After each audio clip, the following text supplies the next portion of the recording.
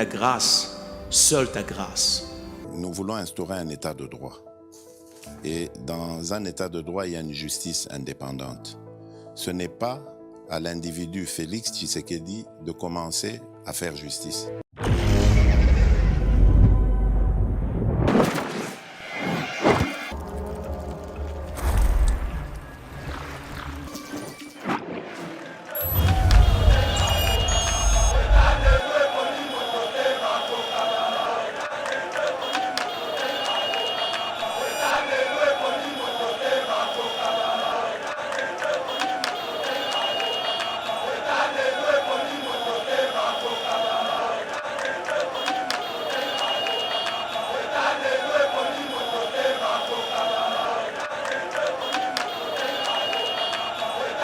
Atikala jamais qu'on soit $1, il y a République, avant d'ananda.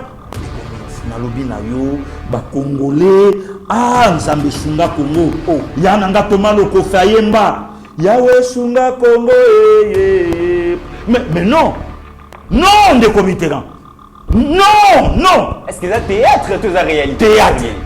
En allant plus loin même, c'est la sorcellerie. Puisque c'est pas normal.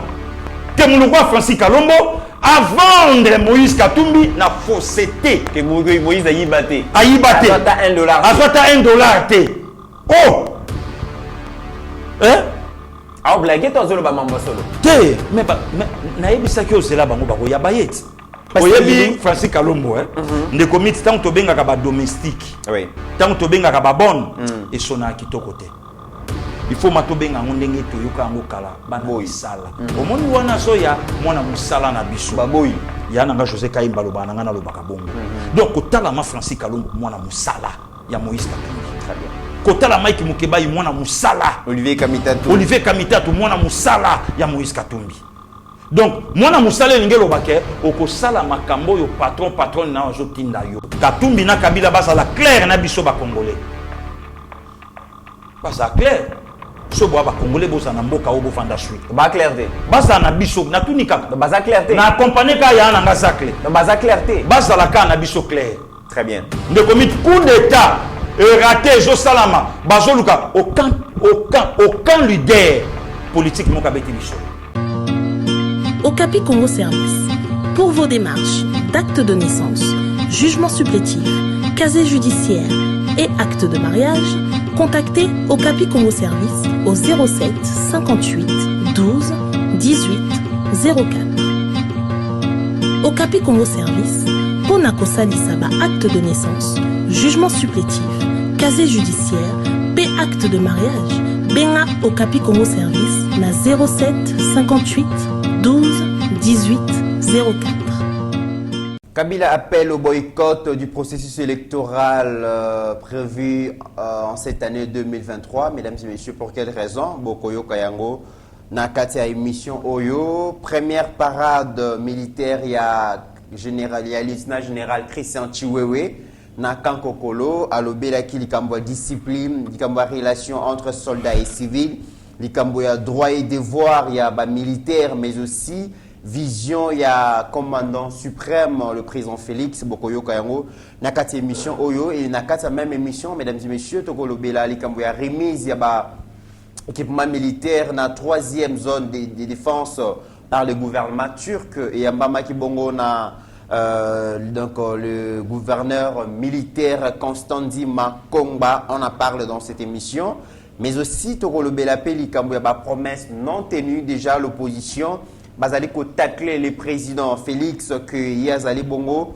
a pesi ba promesse vous allez non réaliser kasito ko zongi la paix quelques promesses vous avez tenues depuis 2006 j'allais dire par le président Joseph Kabila mais qui n'ont jamais été réalisées jusqu'à ce que Asilisaki Bongo règne na tête de la République démocratique du Congo. Il y a certaines personnes qui soutiennent Moïse Katumbi parce que déjà, dans la déclaration, il y a secrétaire permanent, il y a PPRD Bouroyo qui peut soutenir que Moïse doit être candidat parce qu'une fois que les candidatures sont écartées, il déclencher une application, il y a article 64, mais certains journalistes aussi qui soutiennent donc, la candidature de Moïse Katumbi, Bango Moko, donc, na temps où il est Qui très bien que Katumbi n'est pas congolais.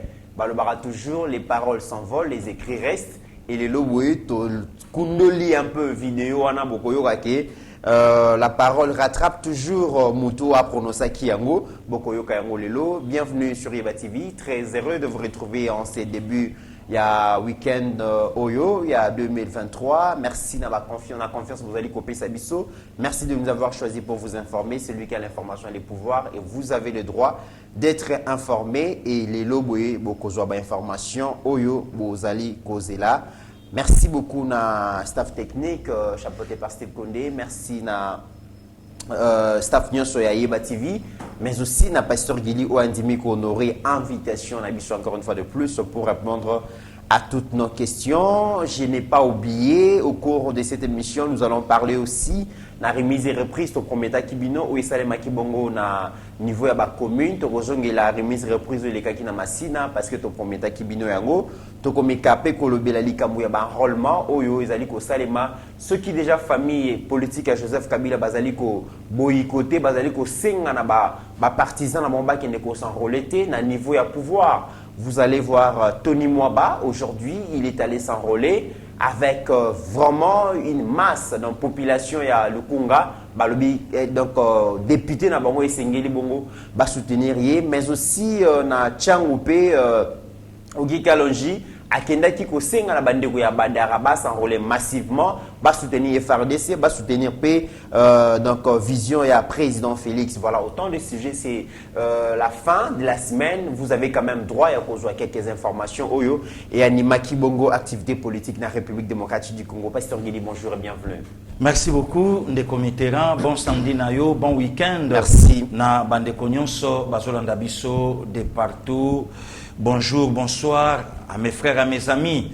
Oh Lelo, Bazwinga, pied levé, Poto Solola, je pense à Chuda Olga, Joye Kalonji depuis Canada, Jean-Mande Kabasele depuis France, Tonchik, Tonton Moutoumousi depuis Grenoble, donc mon petit Jolin, Zambé Abatela Bango, il y a Jean-Claude Matadim Foumou, il y a Olga Boutonga, ma petite soeur Mireille Makanda, Kolo Abombabino et Sika Bozali. Je crois que le beau Kwanzambé est continué combattre la Ndekomit 7 janvier, Lelo, nous les Congolais, et en particulier l'Église catholique, toujours pensé à la disparition. Il y a le deuxième cardinal, il y a République démocratique du Congo, à l'époque Zaïre, aujourd'hui RD Congo, cardinal Echu Nzambi Bamumbabi, né à l'Équateur le 3 décembre 1930, décédé à Louvain le 6 janvier 2007, les Congolais se souviennent, au Lelo, toujours pensé quand même na le deuxième cardinal après Joseph Albert Malula Ngalula, né du 7 décembre 1917, décédé à Louvain aussi, 14 juin 1989. Et aujourd'hui, Lelo Tozana, quatrième cardinal, Fridolin Ambongo Bessungu, Oyo a succédé Laurent Mosengo Passigna, Oyo P a Tikabiso le 11 juillet 2021. Mais Ndeko Mitterrand inquiétude des placements. Là, ça n'engage que Pasteur Gili. Inquiétude des que Congo Koufeli deux cardinals après Kakakoli Kanabango un événement qu'on a perdu. Ça n'engage que moi, Ndeko Mitterrand. Ça n'engage que moi. Après qu'au bénir mariage écuménique, il y a Joseph Kabila na Maman Olive, où pour la première fois dans le monde, mariage écuménique. Après Yango, c'était la fin juin, et juste 6 mois après, donc Naloba 400 mois, Cardinal Echou a bandi maladie. A bandi maladie. Pasteur Gili. Wana ngolo basunini wana Pasteur Gili. T'es des comités ça analyse. Vous analysez ça. Et ça analyse. Mais analyse na yo et puis ça va chair de poule Pasteur Gili. Nakise parce que maloba na yo za la kanganga Pasteur Gili. Ceux qui bani ko analyser bozali ko la musa. Ozali ko la musa milimo ba kongo Pasteur Gili. Na la musi tende comité zaka analyse. Nazo penser comment cardinal accueilli à célébrer messe il y a il y a président à l'époque, Oui. mariage écuménique, il y a des comiques qui sont banamike. Tout le monde maréchal Mobutu, en 1980, des gars au la mariage na maman Bobila Dawa, un chrétien catholique, 100% catholique. Oh, le long Takobo Yangote. Aujourd'hui, nous avons un président 100% réveil. Batunion sur le pasteur naïe, batunion sur l'église naïe. Et ça, qu'a analyse dans ce sala. Le comité Sukiwanate, le 4 juin 2021. Oui. Mukolo Joseph Kabila Abotama azaki suna pouvoir te plainte nanga eza place ni de comité place nga pasteur Gili na Obanga na lobite Zabungo place na Obanga tomoni déjà matata ndenge kotaki à l'époque régime à Joseph Kabila non le cardinal Laurent Mosengo Pasigna oh déjà basi bande ko benda na depuis 2011 de comité zoyeba likambo régime ba médiocre ya ba médiocre dégage alobi lokoni ya mabenga na salaki na tuni kaka osepeli na ba point oyo ngoyi mulunda pesi yo et comme likambo ya kofinga toyebi ke bakota jana ba don mais curieusement cardinal Ake a célébré messe oyo kolombotama ayete soke zalaka cardinal azaki ja malade bandakala to nga to le ba non ça fait temps. D'ailleurs, raison même, il y a des missions naïe, donc on dirait Benoît XVI, puisqu'il a avancé aussi en âge, santé peut comme il faut déranger. Mais, Congolais et Congolais, Moni Cardinal Bosengo, qu'on célébrait messe anniversaire le 4 juin, le 11 juillet. Donc, une affaire, il y a 37 mois. Congo et Zolamuka, cardinal entre la vie et la mort. Couple présidentiel Félix Antoine Tshisekedi Tshilombo et la distinguée première dame la montée Mamalamu Nabango bakiti directement Bango pe basala ki ke cardinal Azala évacué et quelques heures après nouvelle Amabé et Koina Mboka na vandi tant que analyste politique ni comité na mituni ngabi oh mais pourquoi makambo et salamaka na cardinal Echu après avoir célébré même sa mariage liwa elandie quelques mois. De même aussi avec le cardinal Laurent Mosengo. Or, tant le cardinal Echu Akufaki, le cardinal Malula a la kanaba pilier naye, Monseigneur Eugène Moke Mouchouri, na Monseigneur Chibangu Chichiku. Chibangu a la ki na bango, puisqu'il y a Botamara le 25 mars 1933, de ces deux, le 6 avril 2021 aussi, puisqu'il y a Tokufa Lobi Awa. Mais Moka a la qui proche ami, Kouta a la qui même Mukolo Yamalula na inane, puisque Monseigneur Moke a Botamaka le 3 avril, non, Monseigneur Moka a Botamaka le 25 mars 1916. Monseigneur Chibangu a Botamaka le 3 avril. Donc Monseigneur Moke a Botamaka le 25 mars 1916, décédé le 6 avril 2015, à l'âge de 99 ans. Et curieusement, après avoir causé la messe dans le stade du 20 mai, dans la cathédrale Notre-Dame, son Azaïr, succédé Joseph Albert Malula Ngalula, c'était moqué. Curieusement, évêque Ambanda Kabikoro, Aye, archevêque à ville province à Kinshasa, le 28 juin 1991, et directement cardinal. Donc, inquiétude Nangaï de comité et Zaka Plaswana. Très bien. Donc, on va perdre des cardinals.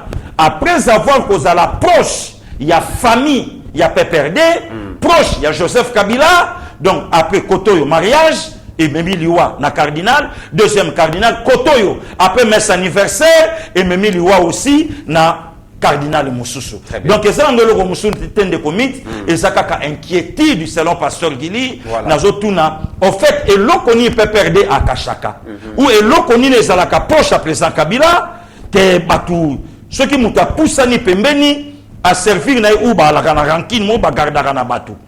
Donc, à tato seki, à tato sala, mais parfois, bo salanga, bo etorobi kanabino boye. Donc, Ezakaka analyse au pasteur Gilia Sali que le peuple congolais bat à la bateau, lobby baolinga bazon à la pouvoir. Très bien. Oto Lukasu collé l'Afrique dans un bongo ou quoi? Je ne sais pas. Bata la bateau, bazon à lobby na pouvoir, l'ikambouya processus électoral, mesdames et messieurs.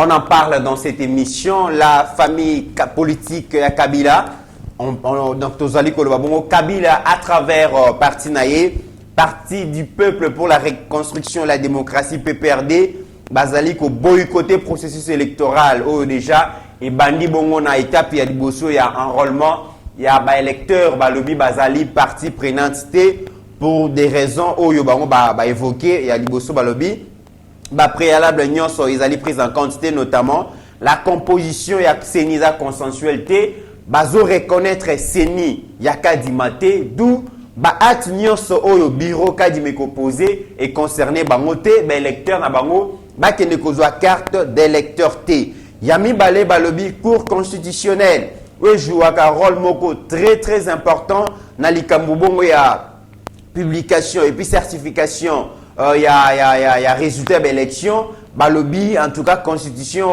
cour constitutionnelle ou la composition nango ils allaient bongo factitisé ils allaient bongo impartialité balobi loi électorale ils allaient ko rassurer té vu babilo ko na son pasteur Gili bango bako participer na élection té balobi et ba ya bango ils allaient chaise politique il y a chaise vide té mais ils allaient politique il y a chaise éjectable.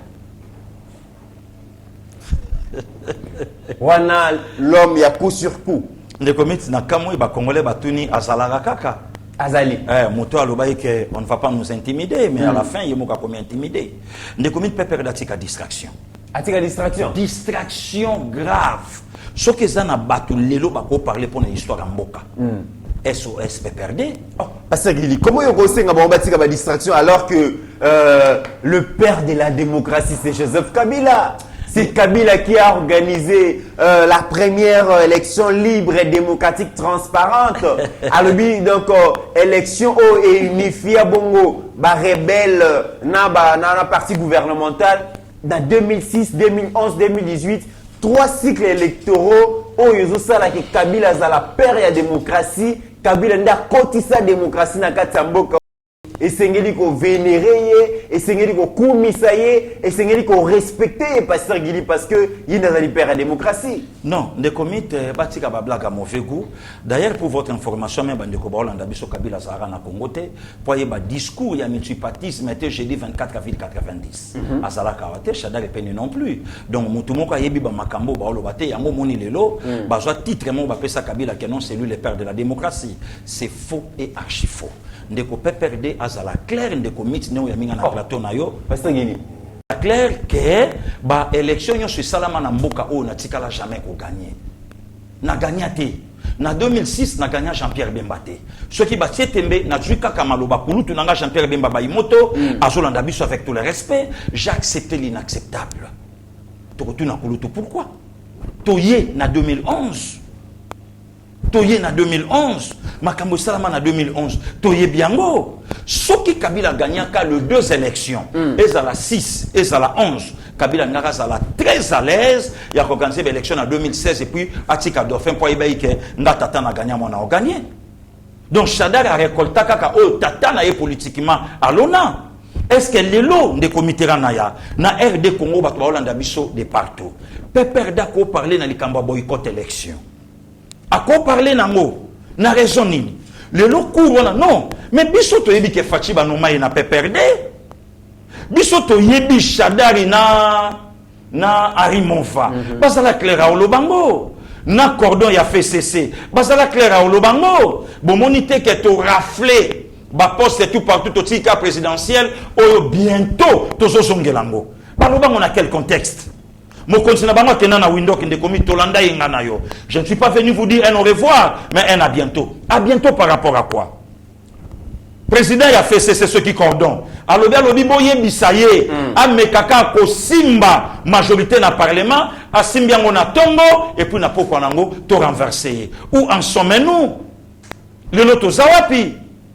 Ne commit que les sélections au salami a o le PPRD a koki ko seton ya koloba rien qu'un enrôlement rien que pona au senga maponomi na RD Congo o yesa droit légal ya peuple congolais na kata constitution écouta vina ndeko na yo osichi manga tokenda kota la famille Thérèse Kapangala Koufa église centre catholique oyo ndeko mit aux grand leader ya jeunesse quinoise plus de 10 ans.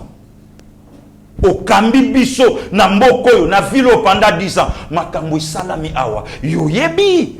Rien que quand non pour na makambo, il y a ma ponomi. Élection. Peuple va voter, bilonde batubosa. La police, armée, CI, CENI, service à renseignement, banque, tout na maboka PPRD.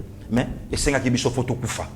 Est-ce que lelo PPRD a koyi koleka po aloba PPRD a koleka po aloba que non biso non soki papetier na boyaka papetier na sengaka liboso to ke na recensement ah vie yokoloba na bisote yokoloba na bisote bon lelo PPRD zo boya nani puisque biso te bi ke facha za marionnette biso te bi ke non facha za patin biso te bi ke fachi aza placebo biso to yoka na monoka Martin Fayulu ozo chauffer kitsa Kabila biso to yebi ke fachi ane loko moko ya kosala te elilingi ya pamba toza surpris de commit toza très surpris. Vous êtes surpris Nani pasteur Guy? Mais koyo ka PPRD koloba ke to boyikoté tandis que le monde entier ba yebi ke PPRD loba na biso yemta noma fachi.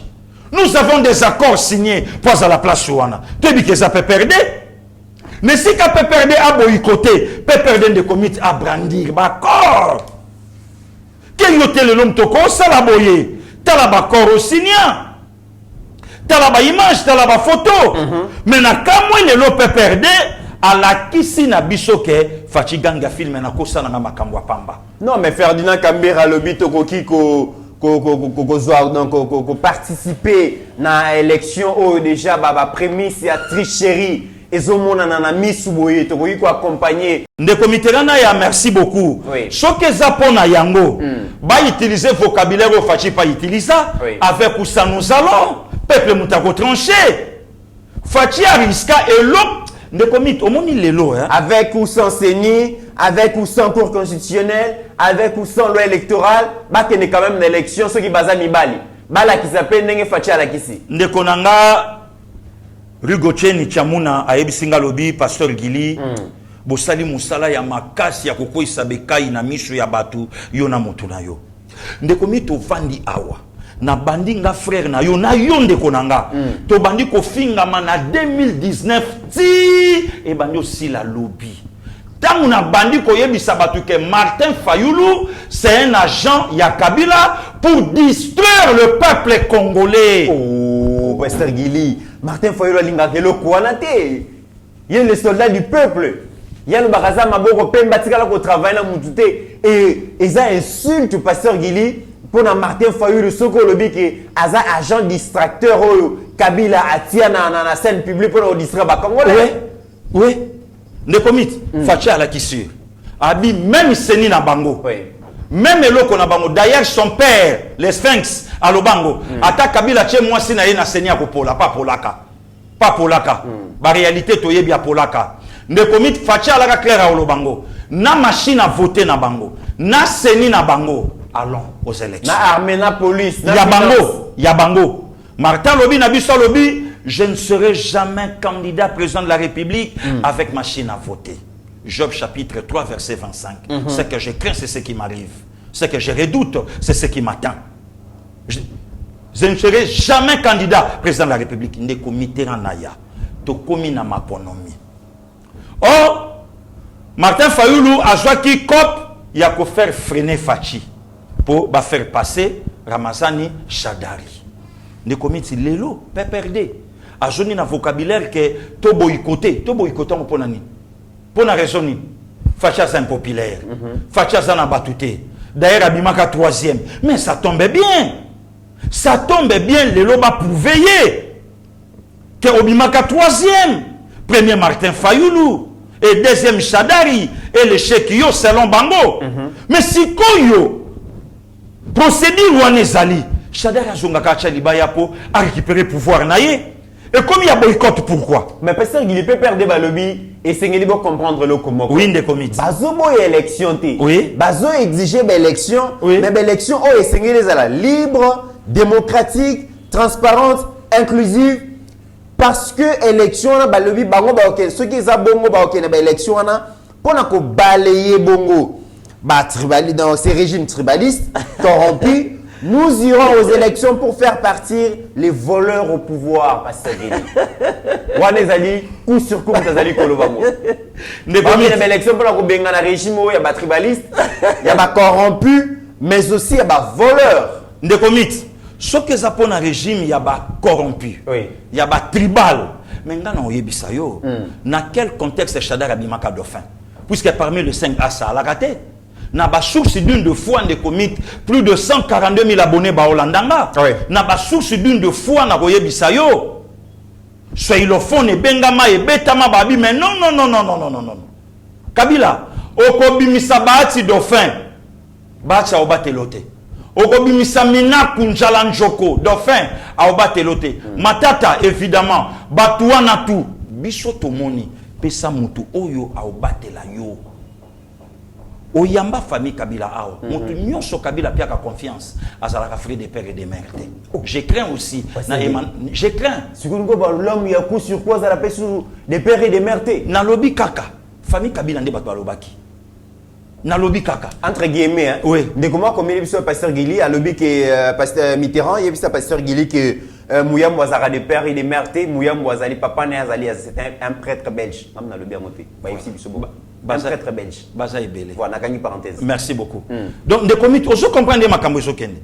Lelo nazo kashadera lo balikambo régime dictatorial. Oh, des comités cours à réhabiliter un gouverneur. Oui. Il y a ville province Mboka nanga Congo. Cours à réhabiliter a jongi saye na ba fonction na ye. Zo avion lanjili, zonga ne bonga no a musala, kendo sa musala. Shadara bi mata avion na tala yo. Et puis zonga total pendant 8 mois, gouverneur piétiné à wana Kinshasa. Et puis à Koufa. Voilà. Et puis à Koufa. Voilà. Awa na ville province Akin. Shadara ko yebsa batunini. Un Katangé. Un Katangé. Agnatel. Gouverneur C'est pas Kazembe. Baz Kazembe. Voilà. Jean-Claude Kazembe. Jean-Claude Kazembe. Oui. A pied awa de commit. Cours à réhabiliter. Cours à réhabiliter. Moutou. Oui. Abi non ndeko Mitterrand ya en tout cas ma camion soit polele, zo ba document no ke na njili matake zo ngai bonga musala. Ramazani Shadari Emmanuel Kousirkou alobi Kazembe kende na aéroport njili zo avion ngana tala yo. Dans un qui la justice. Au-dessus de la mêlée. Kolami be Komboka. Le comité Lanaya, Tovanda Awa, na République démocratique du Congo. Un gouverneur, il y a province Nanga, Équateur. Oui. A Kenda na chaîne, il y a radio, Moko Nambandaka. Je crois que ça y na biso bo face à Djema. Papa nana kufite azali nzambe abatele abakseli mikolebele. Bakanga sentinelle na radio wana, baligotaye, babwaka yene bale vivant. Et puis gouverneur, un ancien séminariste. Un ancien prêtre. C'est grave. Séminariste. Et régime wana. Et batela bosoto na ye. Et boya kofunda ye na cour international. Ba créa ba massacre belé. Ba créa ba massacre belé. Na Équateur. Na Équateur. Oui. Si tu as l'émission, batu ba yebi kombo ya gouverneur o le lobi soto o lobela. Un centenaire. Papa bo face à Azali. Azali. Ayebi makambo nga mwana ne pasteur Gili na lobi. Baligota moko ba travailleur na ba boaka ye vivant na ibale. Le lo Shadara kolo banabiso de comité. Oui, de comité. Un régime à voleur. Régime à Fachi, régime à voleur. Te nazoya. Wana Emmanuel Ramazan Shadar. D'ailleurs, il y a kolo bate. D'abord, c'est un immoral. Oh. Papa oya telema a se permettre à kolo bake soki muta fingyo mama na yo yo pesongisa mama na ye. Coup c'est un immoral. Est-ce que Lelo ya kolo banabiso le comité c'est lui qui était le patron na intérieur. Oui. Makambaka mona sampu autant de morts. Baboma même na 2 experts ba journaliste abatu baboma bango lelo enquête to suka wapi. Lelo yemta kolo ba régime ya ba voleur yemta ko parler nango.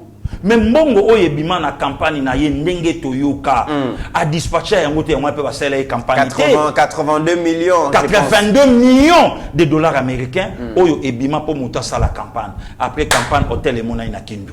Oh yemora détourner bon la campagne ah bon après yango hôtel mona ina Kindu atongi hôtel atongi école te atongi église te atongi école et nani hôtel ache abana na ye comme ça mbongo et banda kozonga ke pa na bango moko lelo Shadari mutako parler non ne commit biso lelo soki facha perdaka popularité na 2019 2020 ezalaki ke pope perdako tsaka peuple faible d'esprit évangile que c'est un patin c'est une marionnette soki facha perdaka popularité na poto ezalaka po Martin Fayulu ke ndo sa l'évangile à lokuta kuna.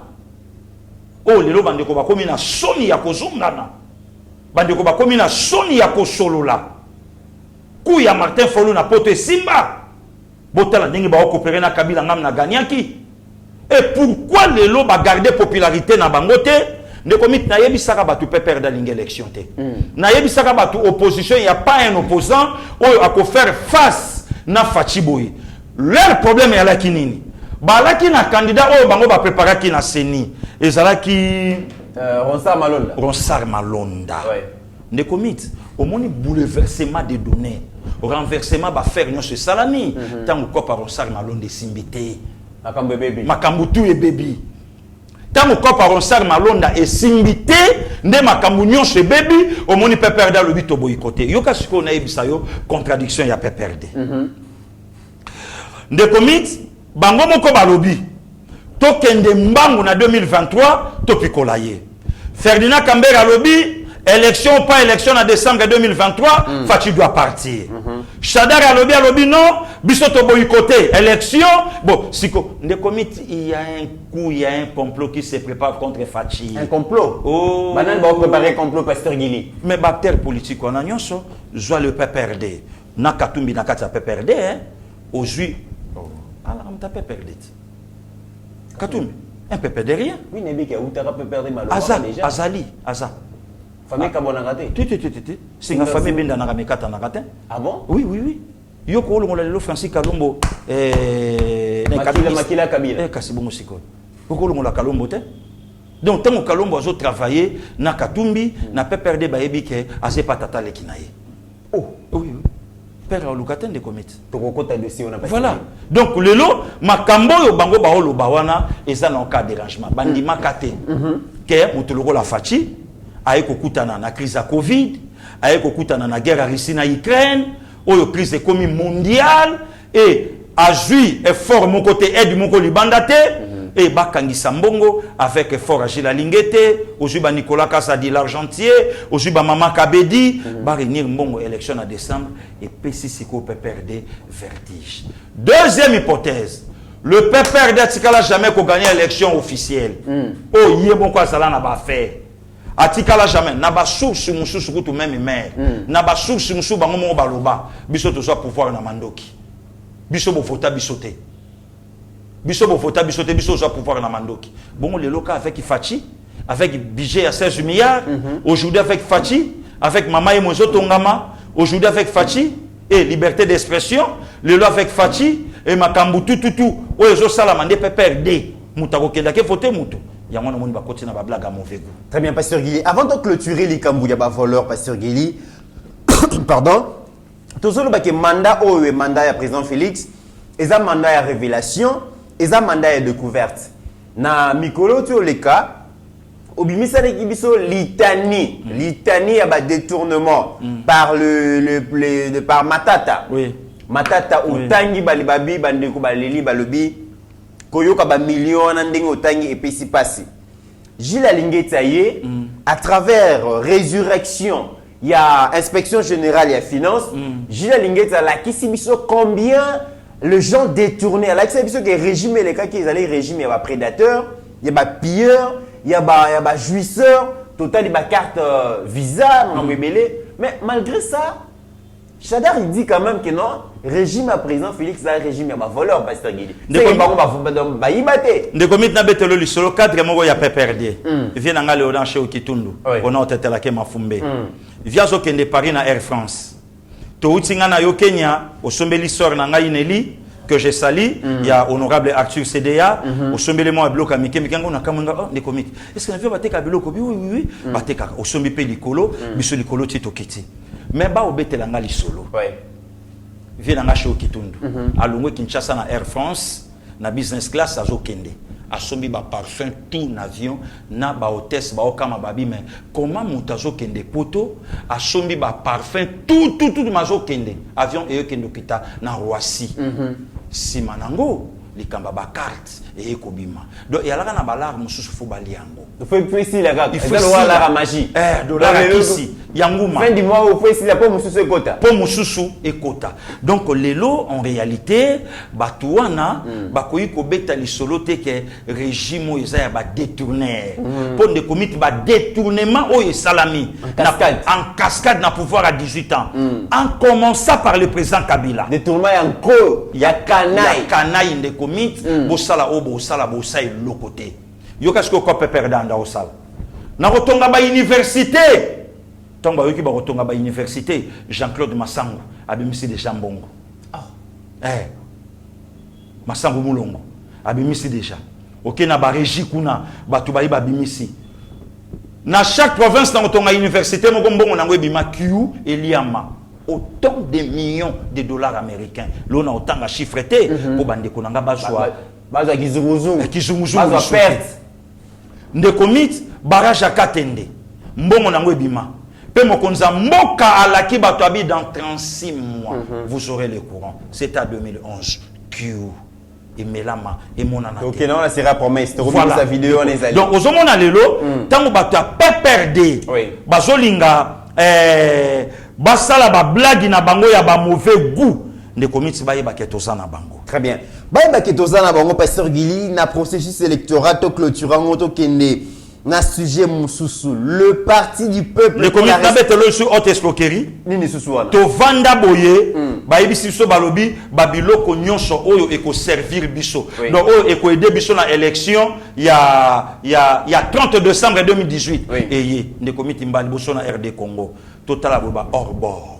Ba piquet pasika, ba groupe électrogène, ba panneau solaire, hélicoptère même, ba hélicoptère, ba lobi to sombi bon matabo kita élection biso to lobi oui même tina ba ilamba muku na suri yambamu hors bord ekokota tina ba ila idu ya ba chegera ya ba chegera ekokota et ju ba tu papa ebimi ndekomiti tuna mutoyo a réceptionnaka yango cadre au cadre ya pepper Arimo Vasakani le professeur tunaye babiloko oyo o réceptionnaka oyo Congo abimisaka autant de millions l'acception hélico l'acception hors bord l'acception ba panneau l'acception babiloko belé isate abilo ba chine umela delimwa ne comité na élection dimanche 30 décembre que tout le monde n'en même pas et mon anaté mais Arimova donc ayana place à Joseph Kabila de commis tala haute escroquerie où il salamana mboko. Très bien. Pasteur Guido, clôturer sujet à processus électoral. Le Parti du Peuple pour la Reconstruction. Le PPRD n'acceptera pas un discours fallacieux. Voilà, un discours fallacieux. Dans ma élection pour exclure intentionnellement certains candidats au processus électoral en cours. Au cas contraire, l'article 64 sera d'application. Ça veut dire que PPR dans le local a déjà bazo kao élection, il faut des pères et des mères dans la présidence. Tolingi en moté PPR d'abi Moutounio se sengeli a participé dans le processus électoral. Entre autres Katumbi. Ceux qui vont exclure Katumbi parce qu'il y a des pères et des mères PPR d'ako bimisa peuple nanzela ou va activer article 64. Le lot batiki article 70. Mais biso yebi bango ba c'est bon 70. Mais biso yebi bango article 70. Babi 64 donc peuple a pour récupérer pouvoir na pasteur Guy. Ne comite quel peuple PPRD a engagé na ba bêtise na ye. Quel peuple? Ne comite tisikoyo IDPS mokonza mboka. OK pas vient na ngai Denis Kadima. Muto abeti lisolo ya Katumbi azate. Bazopota na bango na pasteur Gili. Bango na pasteur Gili. Ne komi ce pepper d'alobi biso to koloba ke mutaloba na biso. Katumbi a dribblé tout le monde des aïeux. Le monsieur très dangereux pepper de mutaloba na biso. Pepper de. Il dépeste. Mutaloba na koloba ke Katumba za Congo. Et ça peut perdre. Et ça peut perdre. Par la bouche à Kokonyangi. Kokonyangi avec n'importe qui était ministre de comité. Steve Kondé, c'est la bisono le vieux Kokonyang Toyoka. Alobani, je rappelle que Kokonyang c'est un haut cadre et un peu perdu. Exactement. C'est une vieille vidéo. De combien de temps on a eu ça HD. Oui. Ce qu'a Kokonyangi, a chepena Alexis Tambouema. Voilà, Asangisa les deux cadres wana, il y a peu perdu. Comme ça Toyoka, qu'est-ce qu'ils ont dit? Donc on a Bakanwana sur la nationalité, il y a Moïse Katumbi. Voilà. Moïse Katumbi Chapwe, en 2006, a dribblé tous les Congolais. Il s'est fait élire comme Congolais, député provincial. Il a menti tout le monde. Il doit être pourchassé et poursuivi jusqu'à son dernier retranchement. J'encourage nos amis, les opposants d'ensemble, qui sont en train de l'escroquer à souhait, parce que c'est l'argent de la population congolaise, qu'ils continuent à le faire jusqu'à ce que cet argent va s'épuiser. S'agissant de la nationalité de M. Katumbi, j'ai dit aussi bien à Genève qu'à Paris que l'obstacle rédhibitoire que M. Katumbi pourrait avoir pour la présidentielle, ce n'est peut-être pas ces problèmes judiciaires actuels. Pas ces problèmes judiciaires, comme je vous ai dit, le magistrat du parquet peut décider de classer le dossier pour lequel il est toujours interrogé, tout comme le juge d'appel, puisqu'il a fait appel dans le dossier de sa condamnation, le juge d'appel pourrait prendre une décision contraire. Si le juge d'appel dit qu'il est innocent et que le ministère public ne va pas en cassation contre cette décision-là, il devient libre. Si le magistrat instructeur du dossier décide, disons, de classer le dossier pour une opportunité de poursuite, ça s'arrête. Donc c'est ce que j'ai expliqué, j'ai dit, le problème de fond qu'il a, c'est la Constitution. M. Katumbi est un des grands défenseurs de l'article 70 de la Constitution, qui dit que le président de la République est élu pour un mandat de 5 ans, renouvelable une seule fois. Mais tous ceux qui invoquent l'article 70 de la Constitution oublient d'autres articles de la même Constitution. Et l'article 10 de la Constitution dit que la nationalité congolaise est une exclusive. Quiconque a pris nationalité étrangère ne peut pas se présenter à la magistrature suprême. Et le porte-parole de M. Katumbi a été la première personne à dénoncer Sami Badibanga comme ayant une nationalité belge. Nous avons vérifié, effectivement, il avait une nationalité belge. Bon, et on a dû dire à M. Sami Badibanga de choisir. S'il restait belge, il ne peut pas être Premier ministre. Et c'est ce qu'il a fait. Et M. Sami Badibanga a dû introduire la procédure pour renoncer à sa nationalité. Et ce que les gens ne savent pas, c'est qu'il a fait l'objet de deux ordonnances de nomination.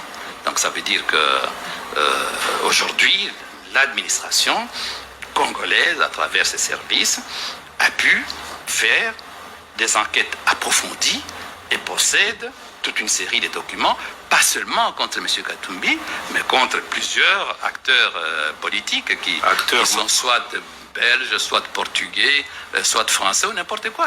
Parce que il était au-dessus au cadre ya FCC, Kokonyangi na Alexis Tambouema. Parce que il est singaï et Kokonyanga lobi. Batou bala pembe na Katumbi et sengeli ba escroquer à outrance.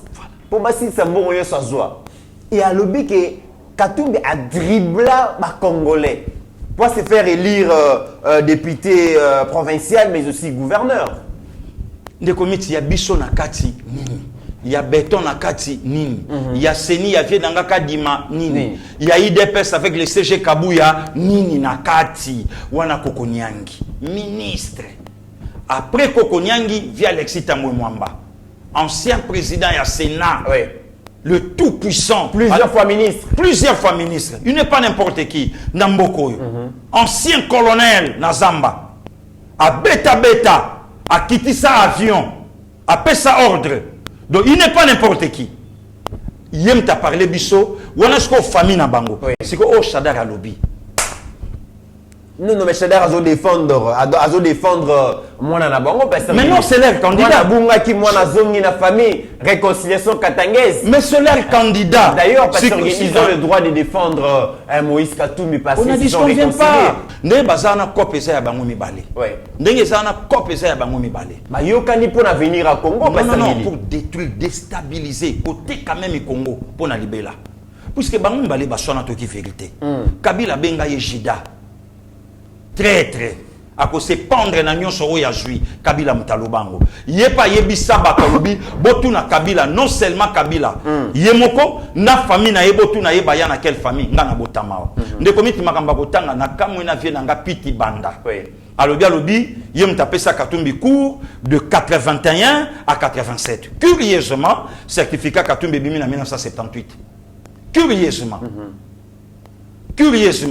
même donc c'est quelqu'un oyo donc makambunaye est-ce que Katumba zo somba batute pasogeli mais bon zo bima te pour ko falsifier histoire effectivement confrère na yo journaliste Yves Bouya Bouya sala be mission pour na ko critiquer ba mukeba ina banani lelo Bouya ba sombier Luara akluwa les bâtonniers Muyambo lelo Luara ba sombier donc bango tout aujourd'hui honorable Mike Mukebai yekuta longwa na yena ba leader nyonso na émission ya fauteuil blanc ya Fachi et pas Kulutu Jean-Marie Kassamba parmi bato basana sima honorable Mike Mukebai lelo a Pietina Fachi Mukebai a longwa ensemble Mukebai a craché la même mutatindela $1000 na prison honorable Adolphe Mouzito a craché la et pas ya nani a ganga awa mamba président Eli le loko mobenga ye aventurier ya mauvais goût donc ba sombi bango kosomba to ki non net ya Pero Luara pasteur Guili total image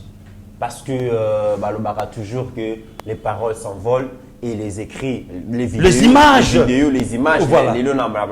Reste internet ça reste voilà les ceux qui Pero bazali ko défendre Katumbi ceux qui Muyambo bazali ko défendre Katumbi Keno et Sengili azala candidat président mais tout à l'heure dans une vidéo ou extrait à mission Luara Salabona Muyambo comme ça to yazonga. Merci.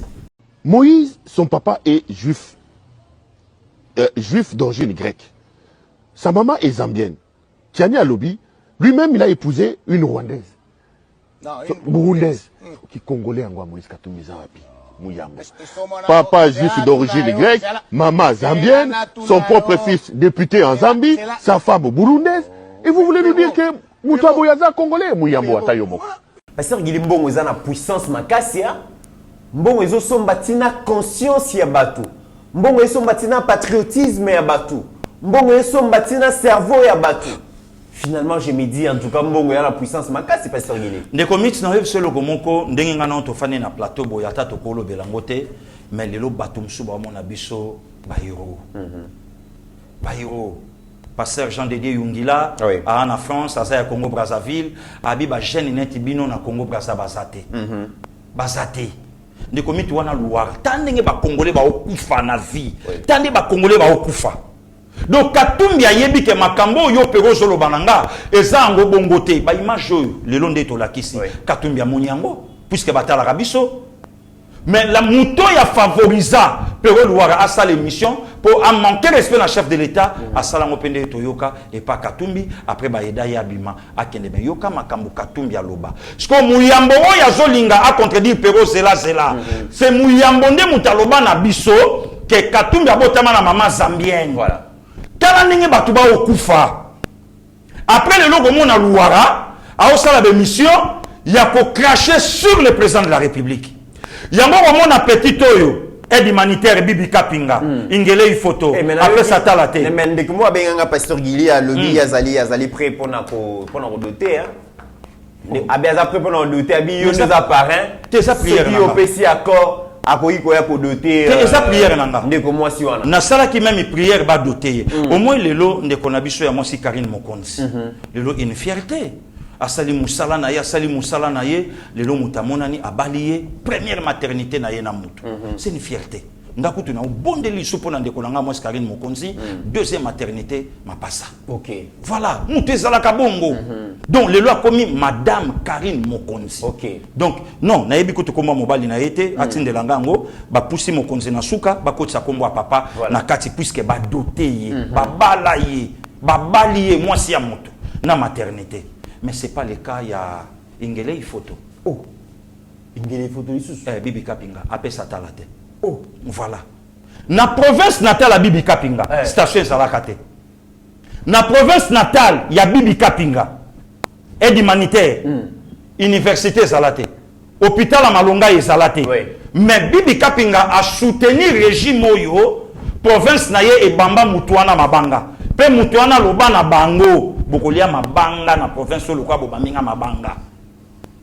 Mais l'élo notre frère, notre sang, Koti, no yoki, ingele une photo place à ça. Et puis, on commit, koka mwana poto, ba Jocelyne Mbembe, petite sœur nanga, ba zolo bana mwana, moi, c'est pas même pasteur Gili, ou zolo bana motu, na poto, il est tellement sale, trop sale. Oh, pourquoi oh, c'est rabaissé na poto? Est-ce que Kalou Dialoba nanga lobi mon cher, na komi poto mba liboso, ba zui ba produit, ba tche maï na Benoît, ba tche na kota boye, nous autres soit de salité nyon se bimi. Mais comment aide humanitaire ti na poto, na bande kobasi, babi à papa Willy et Bondaki, ba on est toujours salité, ba sanguina ba on est toujours salité. Ba pesa y conseil ba le bip. De quoi ça peut boulogie hein de bitumba musu ba bunda kate ndeko moi ce moni mangamboluki. Et quoi ça peut boulogie? Pasteur Gile ba neko kipe te pasteur Gile boyaki na ye. Yo memieti na niveau oyo. Tala nde siko ba révélation comme ko bibo. Voilà. Et quoi ça peut boulogie? Pour salité na ajona na mwana mwasi et ya lokwa koloka. Vraiment. Au soukoula kato ngo sa l'émission zuka ka pantalon na kechi yo wana kei caméra papa soki mutabona ye wana nini ngana sunga ka batu jua voilà ça c'est grave de lo batu wana lisungi e monani na Congo pona ko sunga biso na kata Congo bo tala batu ko ba pekolo wara.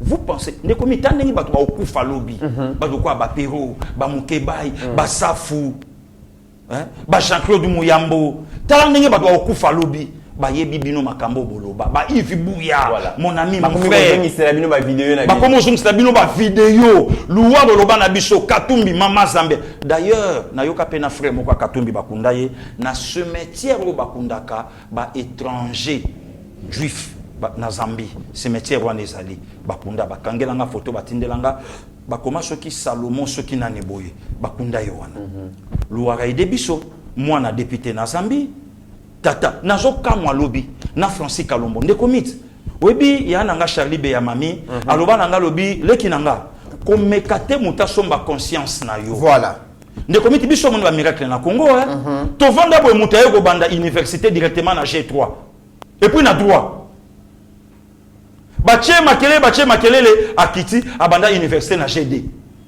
Francis Kalombo alobi bino boyebi teke ko sala juif lenga lokwa muta sambelanga na catholique et alors est-ce qu'il y a un juif congolais o tuna juriste wana tuna maître avocat wana Francis Kalombo nyoso na mbongo donc de committerant oh yokaki Paul na Grèce voilà de committerant mais le lot tala Katumbi azo défendre l'indéfendable au nom ya quoi ya pognon.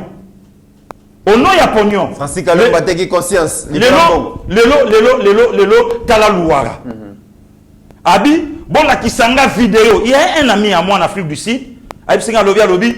Bon la kisanga abi Katumbi à Lobango et pas de konanga Israël Bosolo. Na tini la kepe morceau vidéo ngo que je salue mon frère. Abi bon la kisanga vidéo eska Katumbi à Lobake.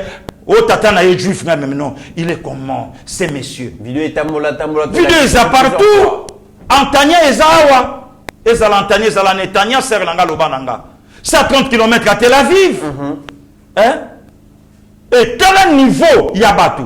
À qui encore plus loin, à Lobi, bongo ba papa Kengo Adondo. Bon, les lots lingité. Les lots constitution, ce que tu as mon esika. Azala gouverneur, Atikala jamais qu'on soit un rond.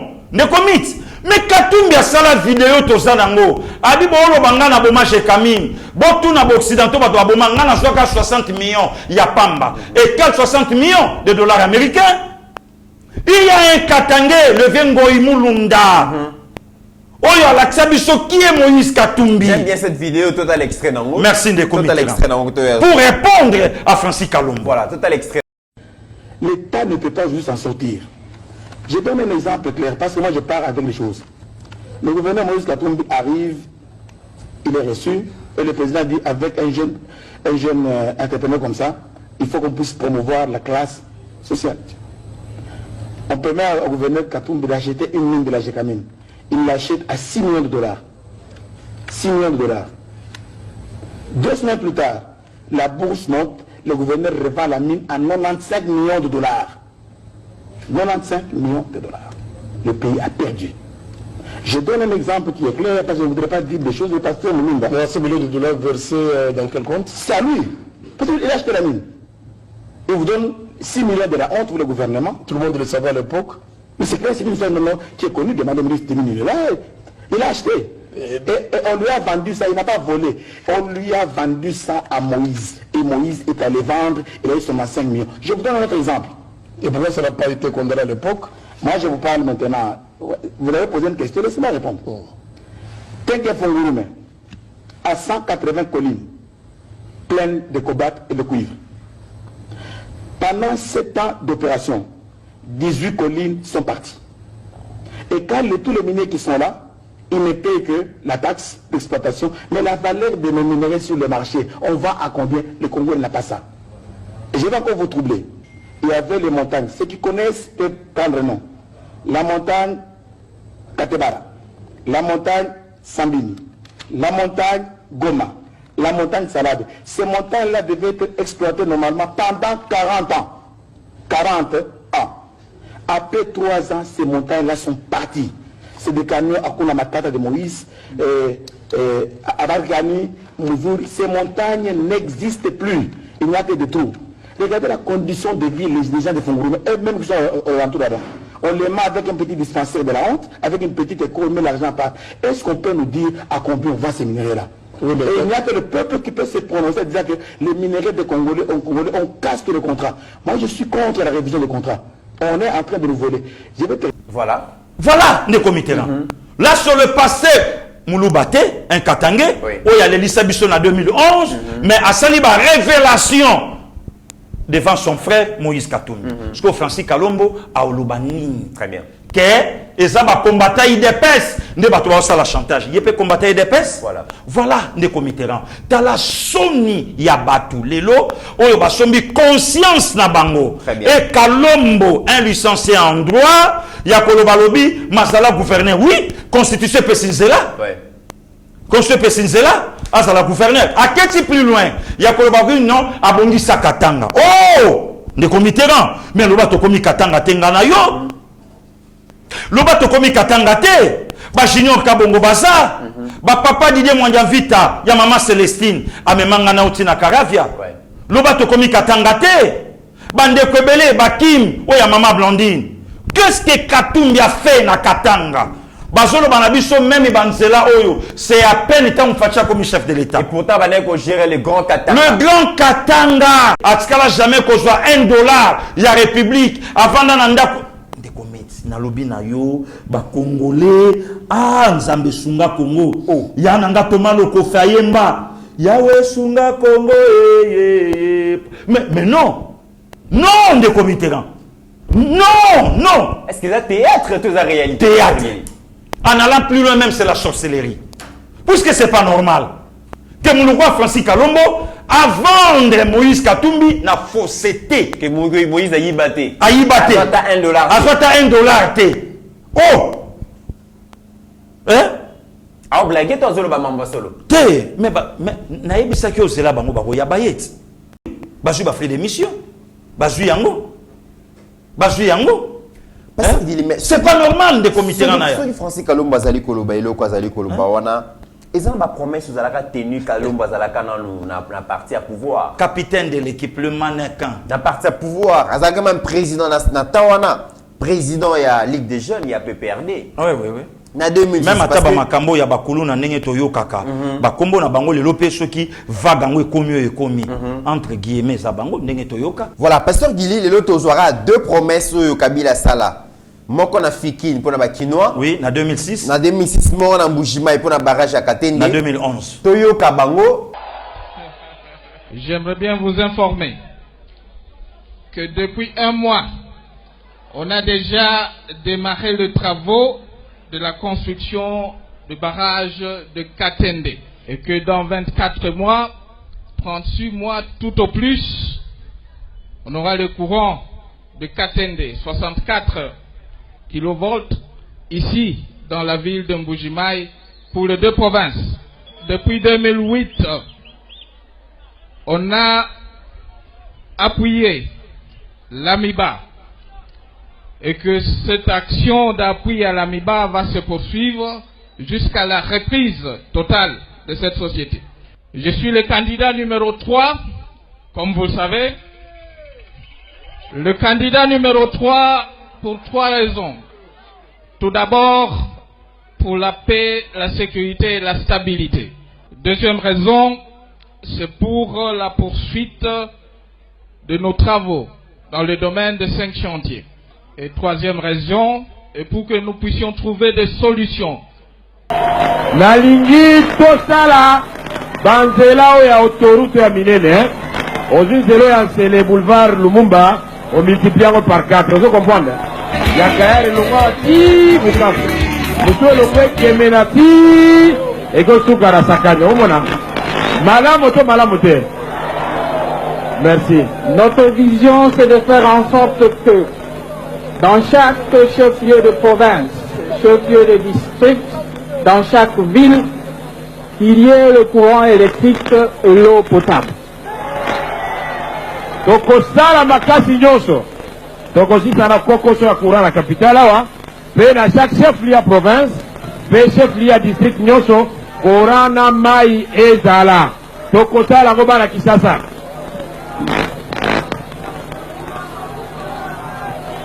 Et précisément en commençant par la ville-province de Kinshasa, miroir du pays. Donc, banda la Kisasa, miroir et à Congo na biso. Maboko pona bakinois.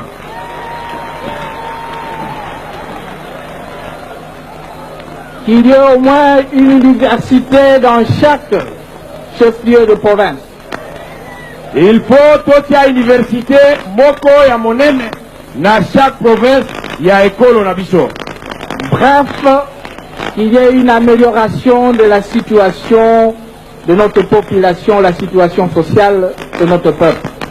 Ba camarade, oh, vous allez voir. Pasteur Guillaume les a pouvoir, il y a Francis Kalombo. Voilà. Pouvoir, il y a Moïse Katumbi. Voilà. En 2006, président Kabila a la kibiso na Fikine. Na tanga ki lisolo, mais vidéo, bah pour ne commit au 2023. Nicolo, pièce contre pièce. Vidéo de commit yango wana. A memi biso na Fikine. Pour tous la élection, il y a 30 juillet 2006. À la kibiso construction, il y a une université dans chaque province. Or, on attend des comités, tout ça dans 11 provinces. Donc, si Kabila lobby, c'est que j'ai passé un projet. Babi qui est tombé en Dada. Et ça là, combien de projet, Pasteur Guillaume? Il a commis 350 millions de dollars américains. Babi peut bon bima. Bon bima. Mais université bimate. Bon bima. Mais université bimate. Après Chadar a lobby que régime y a pas détourneur. Après Chadar a lobby que au non régime a bateau so y a bandengeni. 350 millions de dollars américains. Kabila Yewana. Ce que ton Kabila Lobaki en botu na mbonge bimate bima. Coût combien? 350 millions. Ah bon? Des comités au même millions de dollars. Des comités 350 millions de dollars américains au Yebima. 350 millions. Totamboli penga na yon des comités. To komi port à Mombasa. Totuni Masolo, balobi na biso bateau de pêche industrialisé, millions sur Osala Manakati, c'est dans les 5 millions de dollars américains. Bateau de pêche normal, moins d'1 million. Ceux au BTP, moins de 500 000. Nous avons mis totuni même avion, Yassika, Nanayo, Nadis Abeba. Moins de 20 millions. Moins de 20 millions. 12 à 18. 12 à 18 millions. C'est comme des comités. Congo a mis ça 350 millions de dollars américains pour la construction de l'université à Tamoko. On a régime à voleur. On a régime à voleur. On a régime il y a régime des hommes civilisés. Il y a des responsables. Il y a des responsables. Voilà, il y a des Balingi Congo. 350 millions. De commis, même pas réhabilitation, il y a compris à Kinshasa. Même pas tababis oh le loyer. Non qui batumo basala aventure, babi ala kabiso ba transacadie matomo nate. Ndeko futa biye yakamba on a parlé du peuple sikoyo. Yakamba on a parlé du peuple ya otala ngonenge tandami. Pour bomona que vous avez affaire avec un patriote qui est Félix Antoine Tshisekedi Tshilombo. Ndeko mitsi na leki o memi biso na 2011 na Kasai. Oui. Na Kasai na Mbujima. Ndeko mitsi Kabila telemi po ala kabiso barrage à Katende. Par le bina biso ba travaux et ces bandits. Dans 36 mois, vous aurez les courants. Ça veut dire que ce travail bandit, ça veut dire que bon ici. Bon ici bimaki. Puisque ma travail ko bandaté ça mon patas les comiques. C'est quoi tout na mon patas ça combien? Combien? 685 millions. Pour la barrage. Oh, des comités terrain. 685 millions. Ouais. Barrage à Katende. Barrage à Katende. Mais c'est à peine que toujours capé facha financière au lissus. Ça veut dire que mbongo ebima ke liama et panzana voilà. Et kabwana. Ouais. Mais batu ba préféré babeta lisolo ya lukuta. Vous avez régime Kaneya ou pasteur Gili. Et ça mutu passe. 685 millions. Oui. Et qu'on finance combien de projets? Plus 350 millions. To komi jana ba milliard na milliard. Na moi très chili colo. Mais les locaux ça les maté. Et mon anaté. Non pasteur Gili mais régime mais c'est comme des comités batu ba préféré ba diaboliser net. Ba diaboliser les réseaux sociaux. Wow. Que 102 millions ba détourner. Or budget à université Nambujimai 17 millions de dollars américains. Mais balobi 42 millions. 42 millions. Pour université télématou normal coût nango nyonso 17 millions na projet nango. Bon on a fourni mais on essaie bimi déjà. Je crois une affaire il y a oui à 18% donc quelque chose comme ça. Donc même pas 20% on est bimi. Wow. Mais de commit yoka leki yo ya bompunda ilobaka biso ba mongo bibi kapinga ingele photo après satalate yoka be mission denga ngalisi na province ya ye babeta yango kara province ya ye babeta yango kara ata station ya limba ezalate mais yoka nenga komosa be mission lokuta lelo komi na botama awa mais c'est pas un problème de commit. Bozo beta lisolo ya tata bakunda ye na Kashobwe. Non, ya mama bakunda ye na Kashobwe. Bon tata bakunda ye wapi? Voilà. Yanga tata bakunda na Kinchuka. Na luki cimetière na yebisa ye ke moi na koma leader na monité. Na keka na kitambo nde na bongisi ya mère pe na yebisi mère ke na koma leader. Na yeko bongiselo place ope maka. Bongo ya mama kaka nde bozo betela tolo na Kashobwe. Bongo ya tata eza wapi? Balobi tata za grec. Tata za grec. Oyebi Francis Kalombo ne komiti tant to benga ka domestique. Oui. Tant to benga ka bonne et sona kitoko te. Il faut mato benga ngondenge to yoka ngo kala bana misala. Omoni wana zoya mwana musala na biso. Baboyi. Yana nga José Kaimba lo bana ngana lo bakabongo. Donc kotala ma Francis Kalombo mwana musala ya Moïse Katumbi. Très bien. Kotala Mike Mukebai mwana musala. Olivier Kamitatu mwana musala ya Moïse Katumbi.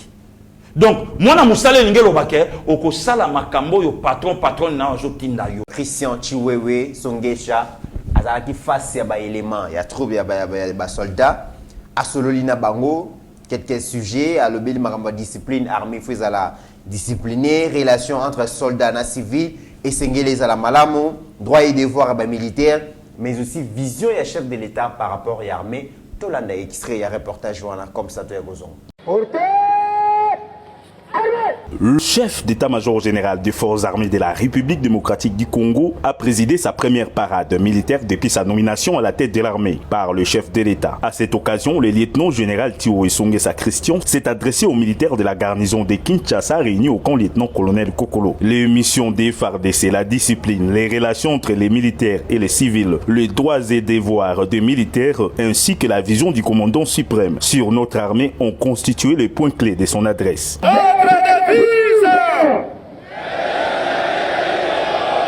D'après les devise, la mission à la FARDC, pour le bien le cadre de devise, ne jamais trahir les Congo. Et c'est qu'il n'y a point de défendre l'intégrité du territoire national, ses frontières et protéger la population civile et les biens. Sur la discipline des raisons caractérisées armée la nation. L'armée soki indiscipline et commis makasi. Le chef d'état-major général a également rappelé les militaires à l'ordre en ce qui concerne leur comportement et l'utilisation abusive des réseaux sociaux. Il est strictement interdit aux soldats et aux réseaux sociaux. La cérémonie s'est clôturée par un défilé militaire. Pasteur Gili, Tolandi reportage Johanna, armée sengeli à la disciplinée, soldats azali mongune à civilité, civil les amonguna à soldaté, et sengeli quand même cohabitation les amalamu, mais aussi vision mon konziamboka ou aligné qui armée à la moderne, armée à la équipée, armée à la vraiment au service de la nation. Exactement. Le comité na mokonzamboka kendaka na kitona olakisa ba image alobi nao senga asengi na gouvernement 10% budget bokotsa mon armée pa yebisi bango ke makambo ya kolia ya bino ya kolata ya basi na bino botikela monga. Voilà un père responsable. Oui, le baranangwa taba diacre na biso ezala diacre Jeveta yanda ezala diacre Trésor ou donc do ba interpréter ngo kitoko muto ayebi mema mokumba. Un président responsable a Mimi Mokumba, a Bibotalelanga. Des comités il y a depuis combien de temps na Moka Oyo, armée Nabiso qui abandonné. Armée Nabiso qui abandonné. Aujourd'hui, monde entier ba moni ba image. Erdogan ayaki eloko ni sali. Ba pareil en wane pays de chez. Extrait en wane d'ailleurs Steve Gondelexa bisonenge pour ma diplomatie en Mokonzamboka et obota fruité mais à maman na avion ou ekitina go mana ba matériel militaire est-ce que ça résultat diplomatique? En début d'après-midi de ce 6 janvier 2023, un gros porteur de forces aériennes turques atterrit à l'aéroport international de Goma. C'est dans le cadre de la collaboration congolo-turque. Le président de la Turquie, son Excellence Recep Tayyip Erdogan, trouve une bonne manière de dire non à l'agression de la République démocratique du Congo en dotant les forces armées de la RDC du matériel militaire très moderne. C'est pour améliorer les conditions des soldats loyalistes sur les lignes de front. Le commandant Daljik, représentant personnel du président turc, les a remis au gouverneur de la province du Nord Kivu. C'est dans un cadre dedans que nous aimerions vous remettre ce papier pour formaliser cette remise.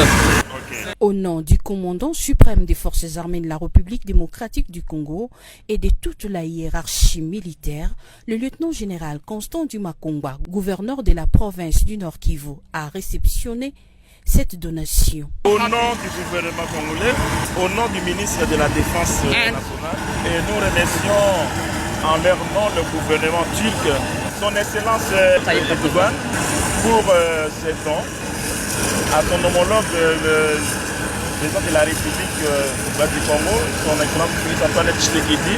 Et en leur nom, nous recevons avec beaucoup de joie au moment où nos unités au front en ont grandement besoin.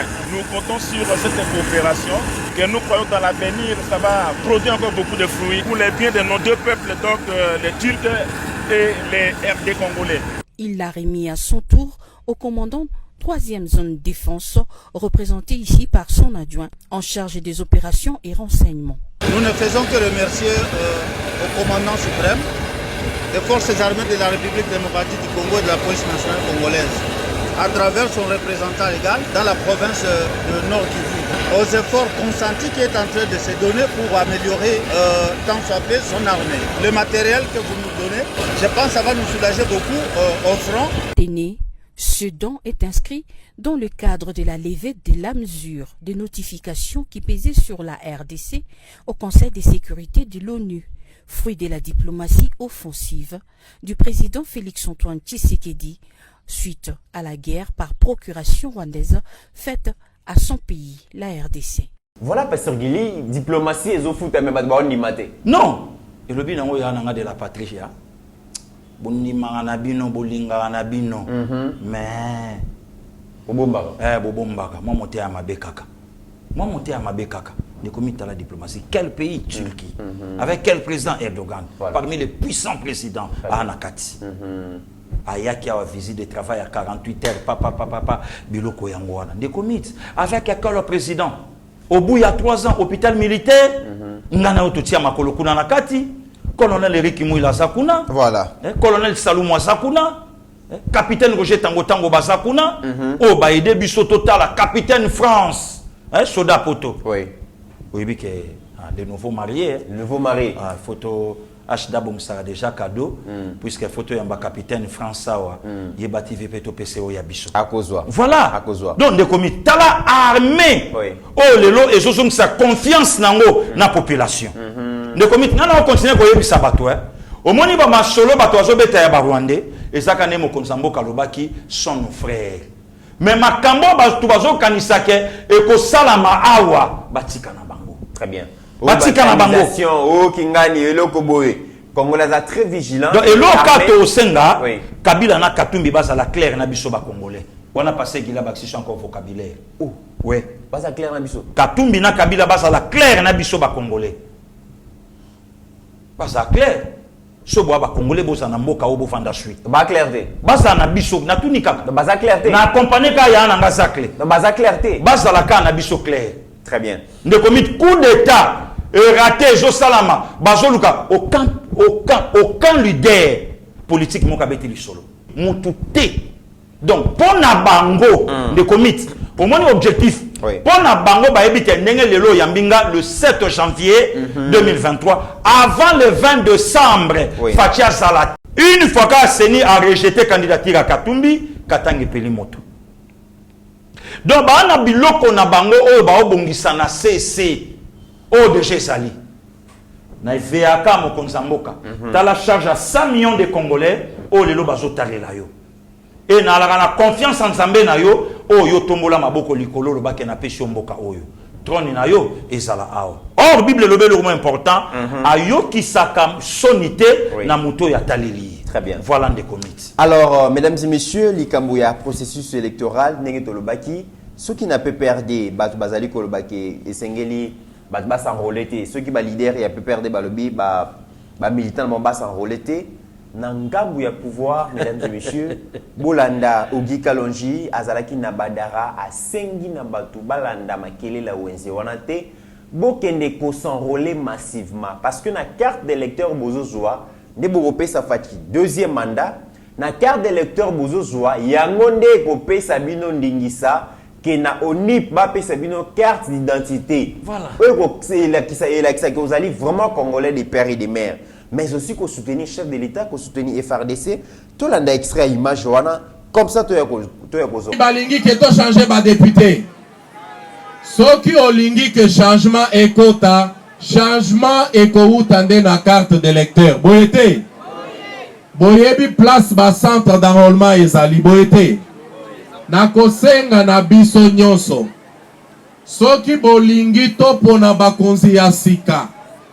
Soki bolingi to bakisela Ogi Kalonji ba député mosusu oyo tokoya elongo ko défendre cause ya Badara esengeli biso nyonso tokende kozwa carte d'électeur na biso tozoyokana nayoki ke bazali kosenga mbongo nalingi koyebisa bino boye nyenye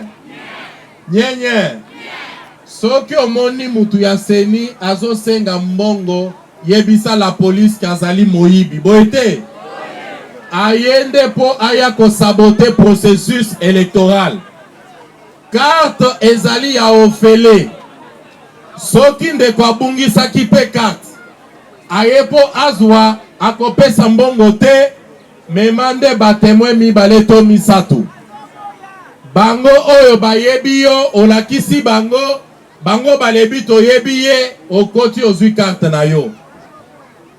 Mama olobi banani bazoboya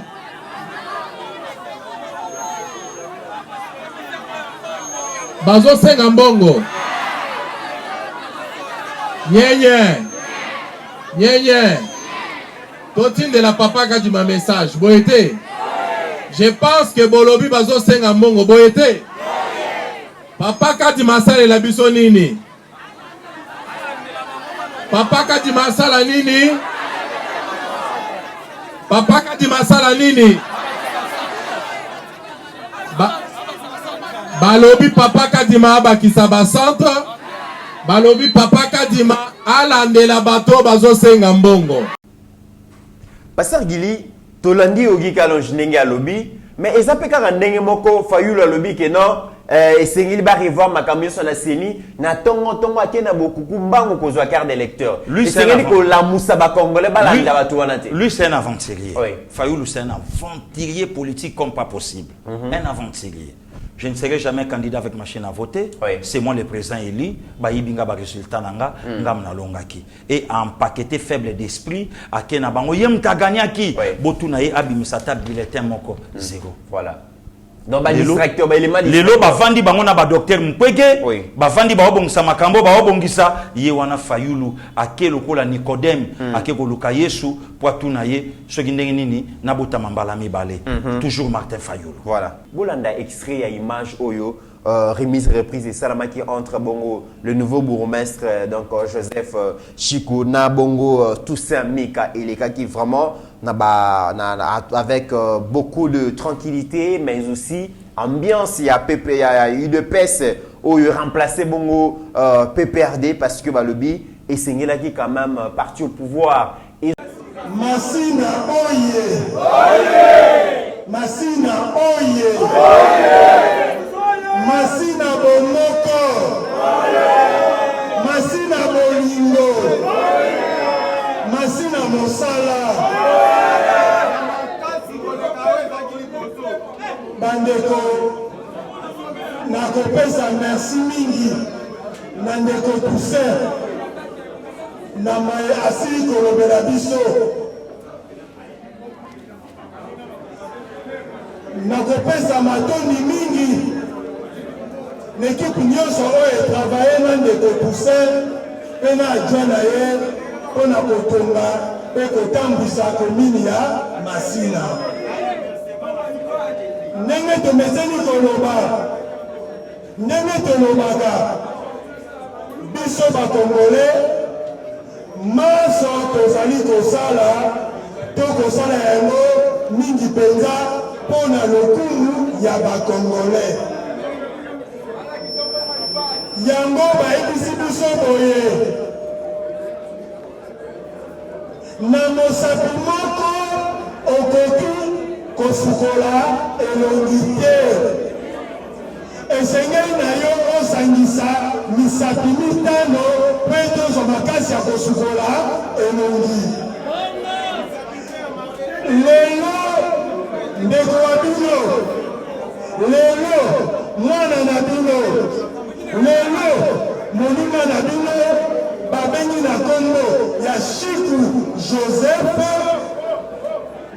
ayei na komune ya Masina po ete lisanga lokola misapi tosala mosala mpona kotombola komune ya Masina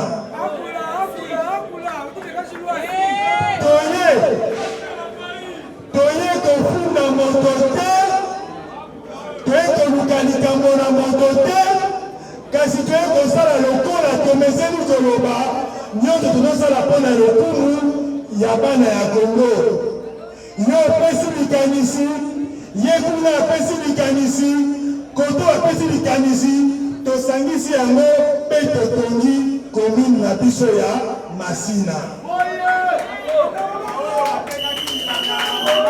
mingi ya koloba lelo ezali te kaka se lolenge na lobi lisanga bomoko na bolingo mpe na bosololani nde tokotonga la commune patriotique de Masina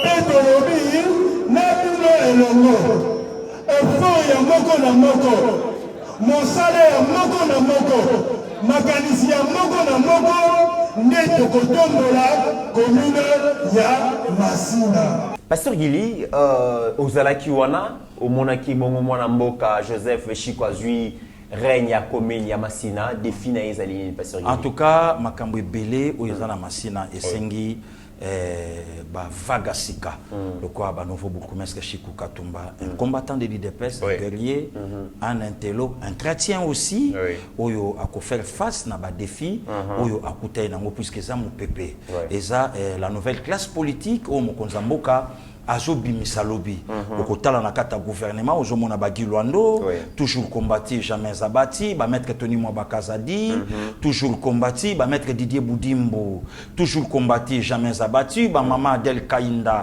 Maïna ba maman Gisèle Ndaya donc ozo sentir que génération wana ya ba Nicolas Kazadi donc ozomona que bazo bunda ozo comprendre ba Jean Lucien Boussa bazo bunda ndenge moko pena ba bunkumesa siko eluke kamusingani ndeko metterant en dehors à Masina na commune nga ya Ngiringiri remise et reprise de salami mais ba jeep et monanité na ba bunkumesa kala ba ye nangote. Ah bon? Yete mais il faut ba récupérer. Na commune nga Ngiringiri. Il faut ba récupérer. Titulaire lobby o yanga na utaki nango bo bandako sa o eza un hôtel de ville. Adjoint na remise et reprise à monanité aye kaka bongo na mutuka na ye wapi jipo te et ana pan place mo bonatika kiango. Voilà des aventures.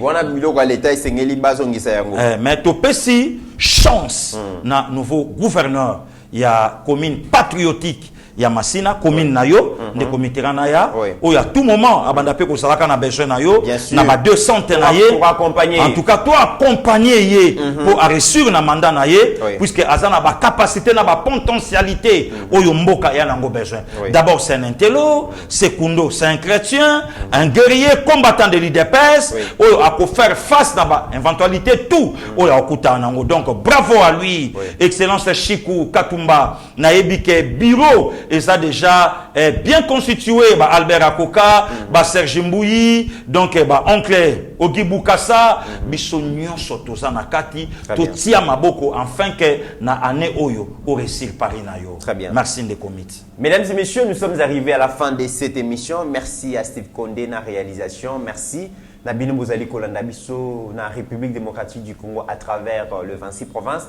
mais aussi en dehors na ebi que na poto botala biso na ba bureau, na ba véhicule botala biso partout. Merci pour la confiance, merci pour le soutien. Bon continuer ko tala ba vidéo na biso bo liker yango, bo partager yango, c'est vraiment une façon pour vous ya ko soutenir Musala Oyo tozali ko sala. Salutations spéciales na Didier Baye Mbombo, l'expert en tourisme. Vraiment, merci beaucoup. Salutations spéciales aussi à président Chim, place Azali. Na France, le premier vice-président UDPS. Na France, au PCO, vraiment, moté place Azali.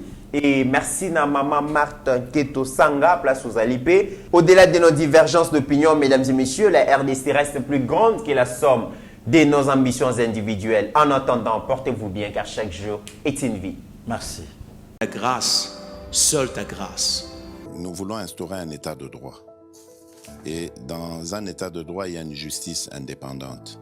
Ce n'est pas à l'individu Félix Tshisekedi de commencer à faire justice.